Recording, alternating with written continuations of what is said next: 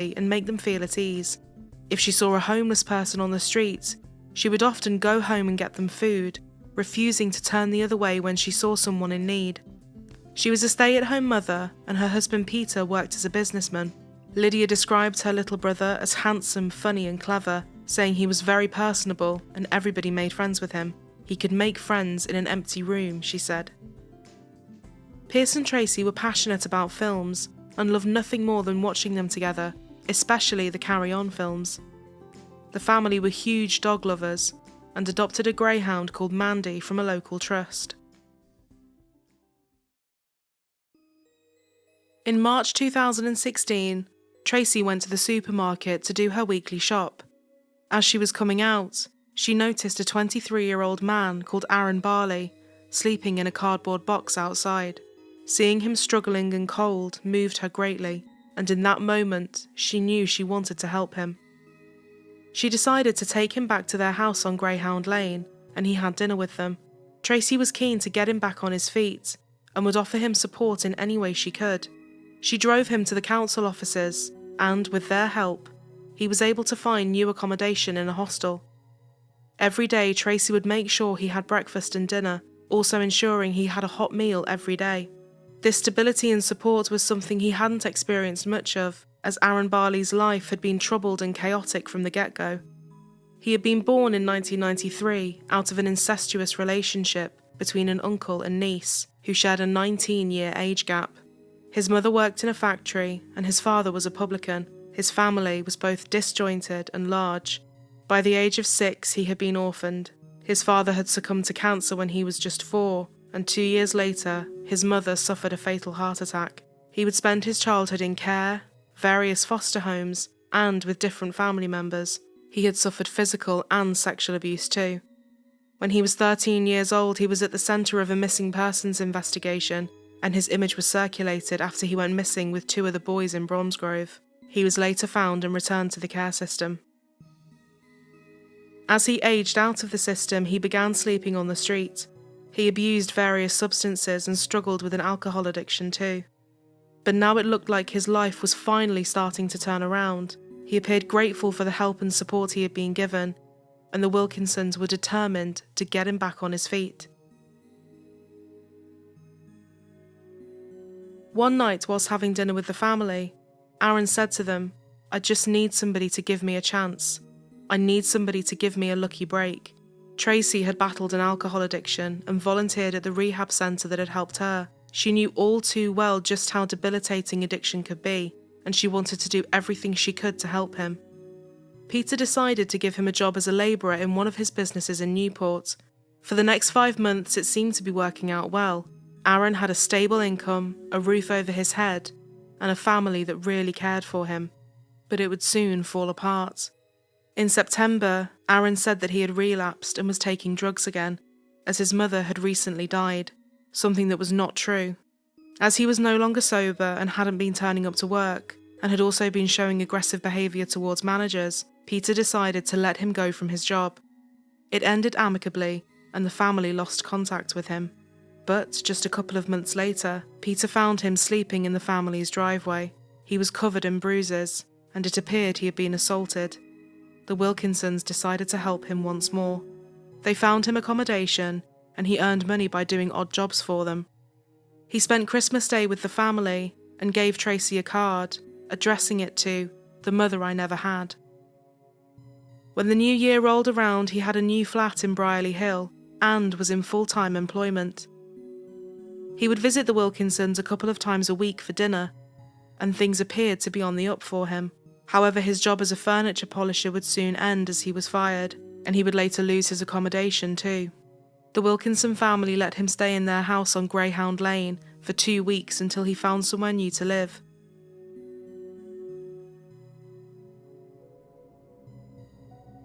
On the 26th of March, Lydia came back from university and hid in the family's Land Rover to surprise her mother for Mother's Day. When Tracy opened the boot and Lydia jumped out, they both cried, so happy to be reunited with one another. Lydia wasn't back for long, and within a few days she had gone back to Bristol. Just 4 days after surprising her mother, her world would come crashing down. Thursday, the 30th of March, 2017. At around 10 a.m, Lydia received a call from her boyfriend saying there had been an incident in Stourbridge. When she Googled it, she saw photos of her house taped off and emergency services all over Greyhound Lane. She called the police to find out what was happening, and what they told her was horrifying.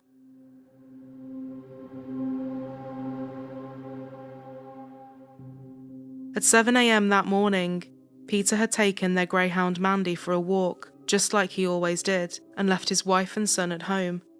He asked Pierce if he'd wanted to go with him, but Pierce decided not to go, and told his dad he would go the following day. When he came back from the walk, Peter thought his wife and son had slept in, as there wasn't a cup of tea on the kitchen counter for him, like there always was for when he returned home. As he opened the back door, a man in a balaclava lunged at him from behind a wall in the kitchen, holding a knife over his head. Peter was stabbed 6 times, twice in the back, twice in the abdomen, and twice in the face. The man said, "Die, you bastard," as he stabbed him. Despite him trying to disguise his identity, Peter knew instantly who it was. Peter said to him, "Aaron, we tried to help you." Aaron Barley repeated, "Die, you bastard," and stabbed him in the stomach. He then stole the Land Rover from the front driveway and drove off.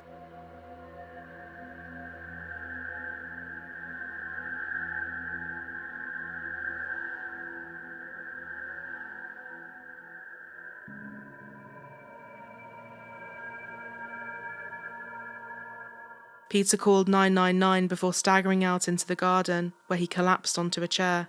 Emergency services rushed to the scene, and a paramedic and rapid response vehicle arrived within 7 minutes of the call.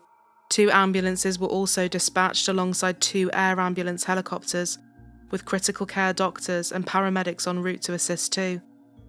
When the paramedics arrived, Peter asked them to go and check on his wife and son.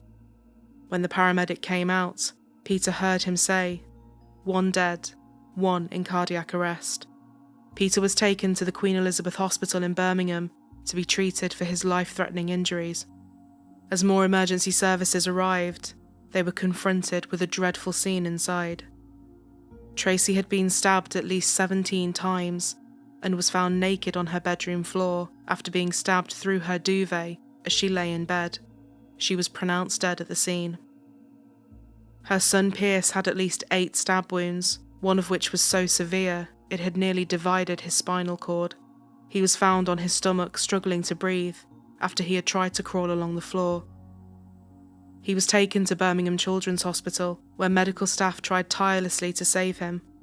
Tragically, he later succumbed to his injuries and died. Within the course of just a few minutes, Peter had lost his wife and son, and Lydia had lost her mother and little brother. After stealing the car, Barley was captured on dash cams, both inside the stolen vehicle and from other road users, driving the Land Rover away from police.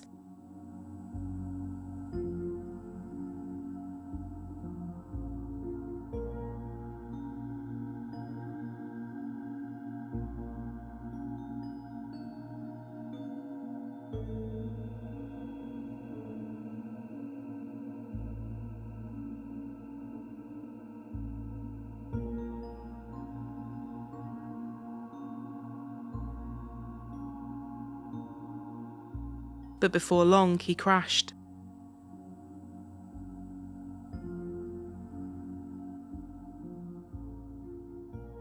After a brief chase, Aaron Barley was taken into custody. A knife wrapped in a wet shirt was found in the car.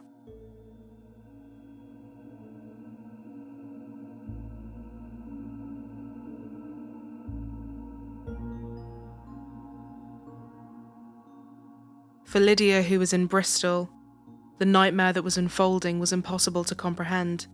She had been due to come back home the following day to choose a dress for her university ball. She had promised Pierce she would be there at the school gates to meet him.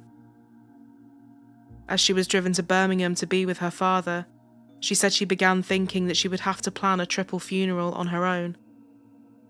When she arrived at the hospital, she was taken to the critical care ward where her father was being treated. Doctors surrounded his bed and he was hooked up to various machines before going into surgery to try and save his life. West Midlands Police and the West Midlands Ambulance Service gave a statement to the press. Afternoon. What has unfolded here this morning is truly horrific and heartbreaking. Police and ambulance were called to an address in Greyhound Lane, Norton, just after 8 a.m. this morning. Officers and paramedics were confronted with an awful scene. A man, a woman and a 13-year-old boy were found, all with very serious stab injuries. They have been believed to have been inflicted by a man known to the family, but not a family relative. Tragically, there was nothing that could be done to save the woman. She was pronounced dead at the scene. The boy was taken to hospital, but sadly nothing could be done to save him, and he later died at the hospital. The man is in critical but stable condition. The victims are all from the same family: a mum, a dad and a son. The family car was stolen and our officers intercepted that car at around 8:30 a.m. in Norton Road, Stourbridge. Despite being rammed by the vehicle, they managed to get the driver and detain him and arrest him on suspicion of murder. We have specialist teams and officers working with the family at this tragic time. Thank you. So from West Midlands Ambulance Service perspective, we received a call just after 8 o'clock this morning to what we believed was a potentially very serious assault at an address in Greyhound Lane, Stourbridge. Unfortunately, a female at the premises we were unable to save, and as my colleague has alluded to, she was sadly pronounced dead at the scene. A child with very serious injuries was in cardiac arrest at the scene. He was treated very quickly and given life-saving treatment before being taken to Birmingham Children's Hospital. Sadly, despite the best efforts of our staff on scene and those within the hospital, the child has subsequently died. Clearly, this is a very difficult time for the family, and like all of us, we'd like to extend our condolences to those involved. As her father was fighting for his life, Lydia was faced with the horrific task of identifying the bodies of her younger brother and mother. She said, "I went in and I just stayed with my mum and brother for a while and said that I was sorry I couldn't protect them, and I stroked their hair. I stayed there because I knew that was going to be the last time I saw them in my life. From that point on, it was a case of I lived every day for Dad." She stayed by Peter's bedside, holding his hand, hoping he would regain consciousness. And eventually, he did. Peter would ultimately survive and was in hospital for 11 days, 6 of which were in intensive care. He was then told the news that his beloved wife and son had died. The community of Stourbridge was in total shock. Flowers were laid at the house in tribute, with many people coming to pay their respects and try and come to terms with what had happened. Lydia showed enormous bravery and strength by going back to the house to lay flowers for her little brother and mother. Pierce's school also paid tribute to him. Pierce was a loyal, caring and conscientious pupil, and he'll be sadly missed by every member of our school community. He always met everyone with a smile and was a kind and thoughtful young man. He was passionate about his football team, West Bromwich Albion, and devoted to his pet greyhound dog. He was a loving son and brother, and our thoughts and prayers are with his family and friends at this time, especially his father Peter and his sister Lydia. Pupils are in school today, and we have people here who can offer professional help and support. We would also just like to thank everyone who's contacted the school and offered their support and their condolences. Thank you. The police were now trying to piece together exactly what had happened, and when watching the CCTV footage from the family home, the horrifying truth came to light. It showed Aaron Barley climbing over the garden fence the night before. He hid in the garden shed throughout the night after he had failed to break into the house.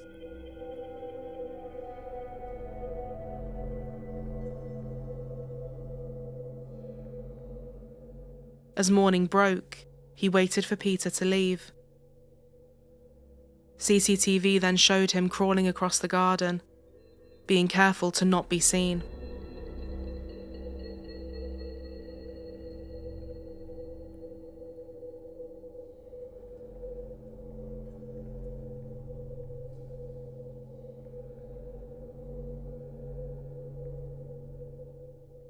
He then entered the home, which was unlocked, and pulled a balaclava over his face to conceal his identity. He took 2 knives from the kitchen, and after going upstairs, he stabbed Tracy in her bed and Pierce in his bedroom in a frenzied, violent and ferocious attack. He then lay in wait for Peter to come back. Aaron Barley's lack of remorse was shocking. He would later say to a police officer, "I've stabbed 3 people up. I ain't bothered about taking one of you with me." When it was unclear as to whether or not Peter was going to survive, he told a prison nurse who had asked him about being homeless, "What? 2 murders and possibly a 3rd. I don't think I'll need any help with that." He also told a police officer, "I chopped them up. I don't need a solicitor." He refused to have a toxicology test done to determine if he was under the influence of any substances. He refused to give any reason for his crime, and his motive remains unknown. He bragged in custody about killing the mother and son, saying he was glad they were dead. The only regret he showed was that he hadn't succeeded in murdering Peter. Detective Superintendent Thomas Chisholm said this. That's the frustrating part. It's clearly a really shocking offence. Barley wouldn't enlighten us or help us really with our inquiries at the time. We have painted a picture of what actually happened on that day, but as I say, it's one of those things that we still don't truly understand why he would have committed this offence. Less than 1 week before the murders, the Wilkinsons had cancelled a phone contract they had paid for Barley, as he had failed to contact them for 3 weeks. Tracy also told friends that she had seen him looking over the fence at her home, and that she didn't want anything else to do with him. Aaron Barley had a long history of violence and antisocial behaviour. When he was 11 years old, he was removed from a foster home in Worcester, following violent attacks on other children in the home. As he grew up, he continued to show increasing violence, with a former resident of the care home he lived in saying he was deeply troubled. He would often get into fights, and even stole a member of staff's car. He also wrote a hit list of people he wanted to kill. He had a string of 21 previous convictions, the first of which he got when he was just 12 years old, for grievous bodily harm. Other offences included assaulting a police officer, drugs charges, possession of a firearm, and assaulting a former partner with a piece of wood. He had hit her 50 times with it, before breaking it in half and trying to stab her with it. For this offence, he was sentenced to 3 years in prison at the age of 18. He attended a school for children with social, emotional or behavioural needs, and those who knew him described him as cocky, saying he often said disgusting and misogynistic things about people's female friends and relatives. Nobody socialised with him. He had also been reported to the police after his previous foster carer had read several posts on Facebook that had caused great concern. He had threatened his family, who he said hadn't spoken to him in years, and messages also said, "Got to try and get some help before I go on a killing spree." Those who had volunteered at the rehabilitation centre stated that Barley had said he wanted to kill someone using a knife. They also reported that he said he had 2 aims in life, one being to kill a prison officer and the other to kill a police officer. However, his comments were not taken seriously, with the belief they were caused by his drug abuse. In February 2017, just a month before he committed the murders, he had met with a project worker for additional support. She made the assessment that he was seeking control, being manipulative and playing mind games, and in a text message, he referred to himself as a predator, saying, "Stay a predator, change the prey."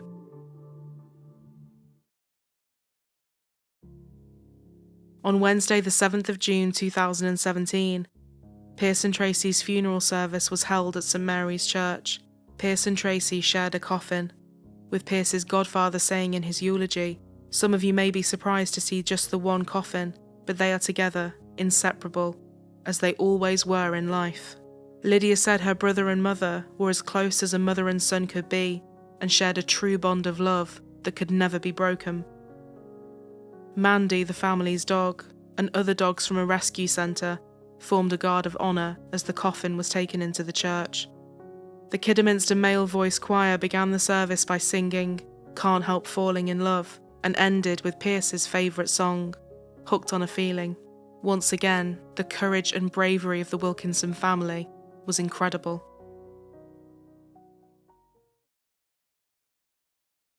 On the first day of his trial at Birmingham Crown Court, he pled guilty to 2 counts of murder and 1 count of attempted murder. As his former charges were read out to the court, Barley rocked from side to side in the dock before shouting, "I've done what I've done. There's no need to stand here and lie." Psychiatric tests were carried out, and it was determined that nothing could provide a defence on the grounds of diminished responsibility. Karim Khalil for the prosecution said that Barley was a compulsive liar and manipulator. One of his former foster carers described him as a Jekyll and Hyde character, saying on the one hand he could be sensitive and caring, and on the other hand violent and threatening. A former care home resident said of him, "Apart from the anger, he wasn't an emotional person. We never saw him crying. He didn't like being touched. It's as though he didn't feel anything. He was the type of kid who, if he saw something upsetting happen to someone, he wouldn't get upset or cry. He would just stand and watch. It was like he was in his body, but detached from it." His defence lawyer Jonas Hankin said that Barley's chaotic childhood had seen him be pushed from pillar to post and around various different foster homes. He said that Barley was suffering from borderline personality disorder, and he had perceived the family had turned their back on him, before adding there was no evidence to actually substantiate this, and that the Wilkinsons had shown extraordinary kindness towards him. The presiding judge, Mrs. Justice Carr, said that what Barley had done was a vicious and unprovoked attack on those who had demonstrated extraordinary kindness and generosity. Lydia Wilkinson addressed the court with a victim impact statement. "My parents helped you. You repaid them with destruction and heartache. You have obliterated my life, murdered half my family, very nearly all of it. I am a shell of my former self. Sometimes I wake up and don't want to be here. What did they do to deserve this?" She added that she would never forgive Barley for what he had done. He appeared to cry as she spoke, and mouthed the words, "I'm sorry." The judge praised Lydia for her courage and bravery, saying she had demonstrated a maturity well beyond her years. She emphasised the impact that this had had on Lydia, saying, "She has anxiety attacks and cannot be left alone." Peter also spoke to the court. There's no motive, there is no explanation. He decided that because his life was going bad ways, he was going to take it out on people that had cared and looked after him. "I wish we had never met him. I wish my wife had never set eyes on him." Tracy found him in a cardboard box outside Tesco's one day. Picked him up, said, "Get in my car and you're not going to sleep here anymore." As a family, we helped him, and that is why the crime is so much more unbelievable, because all we ever did was help him. 24-year-old Aaron Barley was sentenced to life in prison with a minimum term of 30 years. The judge had decided against giving him a whole life order, mainly due to how old he was. She told him, though, he may never be released, and he sat emotionless and didn't react. "You clearly represent a very significant risk of serious harm to members of the public," she said.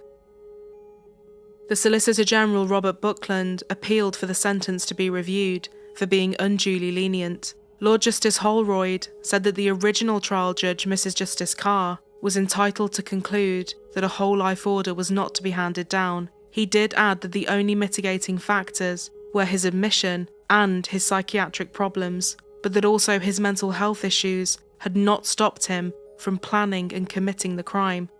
3 judges ruled that due to the most exceptional grave case, his minimum term needed to be increased, and it was increased to 35 years. Aaron Barley will only become eligible for parole once he has served his minimum term, and also is able to prove that he is no longer a danger Only time will tell if he is ever fit to be released. Lydia said, "My mum and dad did an amazing thing, and I would never discourage anyone from helping others in a similar way, but I would always encourage people to go through the charities and organisations specifically set up for that type of thing. These charities know the system, and they have the correct vetting processes in place. There are a lot of people out there who are in some unfortunate situations and need help, and it is an amazing thing to be able to help them."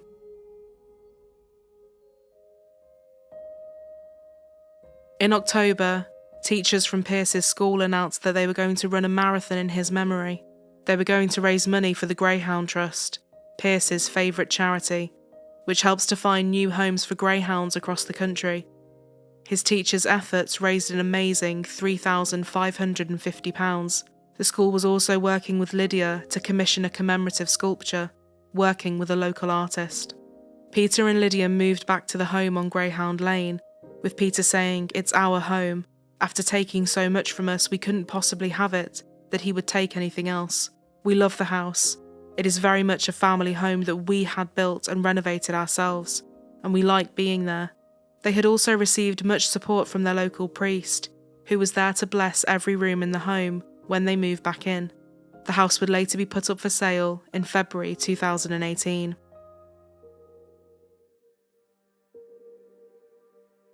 Lydia also went back to university to carry on with her studies. She said, "We are determined to not let this take away any more of our life. I'd like to be a researcher to do medical research, to continue the help and support that my mum would give to people. By researching things like cancer and Parkinson's disease, I hope to give back to people and continue her legacy." Lydia said that she does not feel hatred for Aaron Barley, and that it was more important to her to channel her energy into building something positive from what had happened. She was able to raise £13,000 for Birmingham Children's Hospital, the hospital that had tried so hard to save her little brother. The loss of Tracy and Pierce is immeasurable, and for those who knew and loved them, the pain is incalculable. Tracy was a generous and compassionate woman who refused to turn away from anyone who needed her help. She and Peter together raised two incredibly kind and thoughtful children who always considered others and wanted to support those in need. Although the void left by their deaths will never be filled, the lasting legacy Pierce and Tracy have created, be it through the children who will be looked after by Birmingham Children's Hospital, or the greyhounds who will be cared for and find a new home, will live on for many